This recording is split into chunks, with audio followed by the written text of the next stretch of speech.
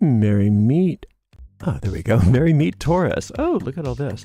Taurus, sun sign, rising sign, and or moon sign. This is a 2-week reading for all you Taurus starting today, the 3rd of August, 2024. Thank you so much for joining us today. We are streaming live on YouTube and on Twitch.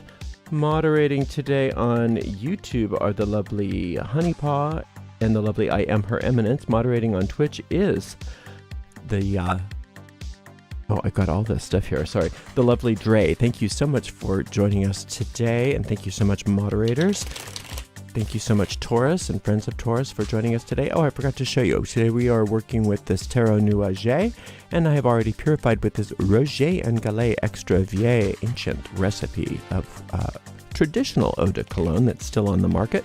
You can find the links to purchase those products in the video description of this video on my YouTube channel. This does go out to a lot of Taurus, so if for some reason it doesn't seem like it's your reading, don't worry about it. It's probably just not meant for you. In that case, you may want to check out the zodiacal readings for your other signs. And remember, we do have a general reading, daily reading for all signs, Wednesday through Sunday. And we are always off on Mondays and Tuesdays.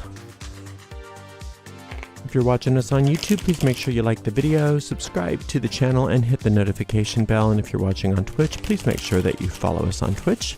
You can watch on Twitch without any ads when you subscribe to us. And I should have told you at the beginning all of this. If you're watching this on a restream, you can always fast forward through the shuffling by using the timestamps in the video description. If you'd like to give us a donation, you can do that by going to paypal.me/ArielGatoga. PayPal.me/ArielGatoga. If you're on YouTube, you could use a super sticker, super chat, or super thanks if you feel like giving a donation. We do appreciate your support. And we appreciate you, Taurus, for taking some time out here to listen to this 2-week reading. So I'm going to do my very best for you. So let's just shuffle this maybe 2 more times. We'll give this deck a nice clean cut, and we'll see what's in the cards for all you gorgeous Taurus. Okie dokie, Smokey. Come you. Okay, let's see if I can avoid dropping cards on the floor. Can't guarantee that, but we'll do our best. 4 of coins, the world, the fool. You're doing great. Taurus, you are doing great. Boy, you've come a long way, haven't you? I mean, it's been such a meteoric rise for you. I just really am throughout the last, I don't know, year or so, it just seems like every time I read for you, it gets a little better, and then it gets a little better, and then it gets a little better, and you're doing so well. And I guess that's part of your sign too. It's that slow and steady wins the race kind of thing, but you really are. And look at what you're doing. You're in the midst of all of that. You are rededicating yourself and reopening to your innocence, to that I don't know-ness. And it's interesting because this is the exact position this card was in on the daily reading as well. So it's up for a lot of people. But it's specific to you in this reading in that with all of your success, with all of the things that you're learning, with all of the wonderful strides you're making, rather than getting arrogant, rather than thinking, okay, well, now I'm there, your response is, I don't know. I wonder what's next. That innocent, childlike opening, that open mind, that Zen mind, that empty rice bowl that is allowing the universe to fill it up. And look at how you've got both. You've got the highest card here and the beginner card here. You've got the adept followed by the beginner. And that's how you stay with being the adept. You stay being the adept by saying, I don't know. I don't know. And the I don't know-ness of it all is what is perpetuating and empowering this. So that is your superpower. And if you remind yourself of that, anytime that ego creeps in to try to tell you, I'm an expert, I know everything, I know what to do, because you could easily do that because you are an expert and you do know a lot of things, and you do have that going for you.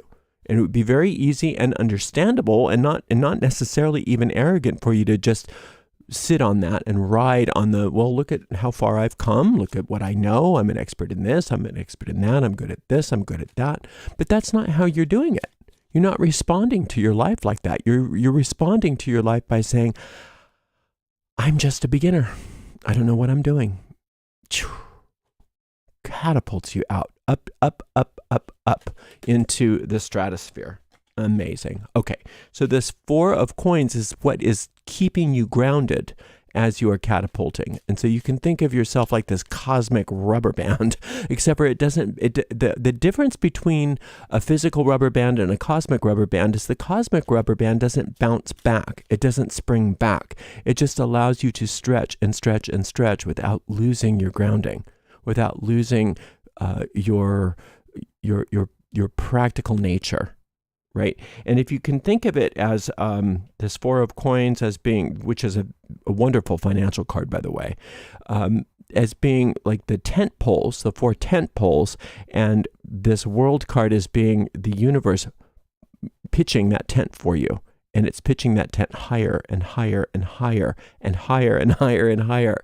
And you have so much in that tent, if you will, I don't know if that's a great image, but we'll use it, to fill up with more abundance and more abundance and more abundance, because this is a very abundant card.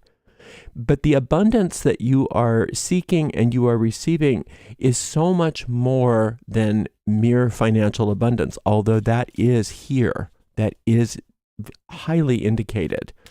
But your riches, you're starting to discover, or maybe it's not something new, are much finer than anything that can be bought or sold. Your riches are spiritual in nature. All right, let's see what's going on here. Open it up. Let's take a look. Strength, good. 5 of Wands, well, that's that. You have that. Let's just keep going. Oh, King of Swords. Okay, I knew this was possible. Okay, this is the way the ego likes to deal with us when we are soaring, and you are soaring. And one of the reasons why you're soaring is because you're being honest with yourself. You're being honest with yourself about who you are and you know what your quote issues are and all of that. And you're really doing well. Some of you are in therapy, some of you are doing other kinds of self-awareness types of activities, and that's what is really fueling all of this. Is you're not afraid to look at what makes you tick. You're not afraid to look under the hood. You don't run away from yourself. You're allowing yourself to be honest with yourself. And what the ego wants to do with that is, well, before we get to the ego, let's look at this 5 of Wands. What is on the way up is on the way out. And part of what is coming up with all of this self-reflection and all of this wonderful spiritual work that you're doing, and it seems like it's spiritual work. It may not be, you may not call it that, but it is, no matter what you call it. What happens is you can think of that spiritual work as the power of love. Let's just call it that. Because the reason why I say that is because love has this quality to it that it cleanses. Love is a cleansing agent, and it brings up things that are unlike itself in order for you to release them. But you have to be willing to let them go. You have to be willing not to keep them when they come up. And so that's what this 5 of Wands is. And what you don't want is to get stuck in that. You don't want to get stuck and think that, this is how I'm feeling. This is what this is. If you can recognize it when it comes up, and it's for you, it seems like it's irritability that's coming up. When that irritability comes up, rather than saying, I am so irritable, think of it just differently. Just reframe it immediately. Irritability is coming up for me to release. Do I want to keep this or do I want to let it go? Rather than I am irritable. I am angry. Anger is coming up. It's wanting to be released. Do I want to let it go or do I want to keep it? Well, then the ego says, you want to keep it, obviously. Of course you don't want to let that go. That's what keeps you safe, it says. Without the anger, you're not safe. You need to be able to protect yourself. Don't be vulnerable, Taurus. That's the ego. And then the ego starts to whisper in your ear that the way for you to stay safe is for you to be cynical, is for you to attack, is for you to annihilate, because it wants to convince you that that's what your power is, that all of this work that you've done has brought you to this point. All of that's really nice, but what now is important is that you lean into your anger. You lean into your need to make other people wrong. You lean into divide and conquer. Lean into this concept of the other. That's the King of Swords is always the concept of the other. And just notice it when it happens, because if the ego said, now, what I want you to do is to really look at people in a way that they are different than you and they should be annihilated, you would reject that. You would reject that because you've come so far.